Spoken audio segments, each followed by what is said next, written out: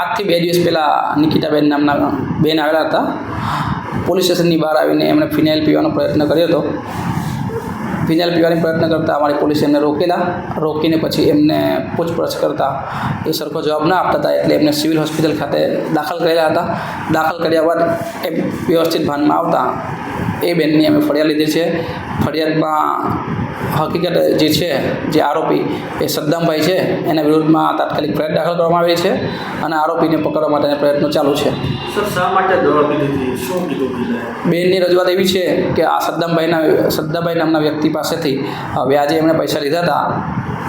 છેલ્લા 12 વર્ષથી એ પૈસા લે છે અને વ્યાજે પૈસા લીધા હતા. એ વ્યાજના લીધે હેરાન કરે છે, એ બાબતની રજૂઆત હતી. મહિલા દ્વારા પોલીસ પર પણ આક્ષેપ કરવામાં આવ્યો છે કે પ્રદ્યુમન નગર પોલીસ જવાબ નથી તેવું વિડીયોમાં ઉલ્લેખ છે. અરજદાર જે બેન છે નિકિતાબેન, તેઓ દ્વારા અત્યારના પોલીસ સ્ટેશનમાં કોઈ અરજી કે ફરિયાદ આપવામાં આવેલી નથી કે રૂબરૂ પણ કોઈ વાર અહીંયા પોલીસ સ્ટેશનમાં આવેલા નથી આ બાબતે ફરિયાદ આપવા માટે. એક જ વ્યક્તિ વિરુદ્ધ ફરિયાદ છે કે કેટલા લોકો? 2 વ્યક્તિ વિરુદ્ધ ફરિયાદ છે. અત્યારે કઈ દિશામાં તપાસ ચાલુ છે? અત્યારે આરોપીને પકડવા માટે પૂરતા પ્રયત્ન ચાલુ છે. ઓકે.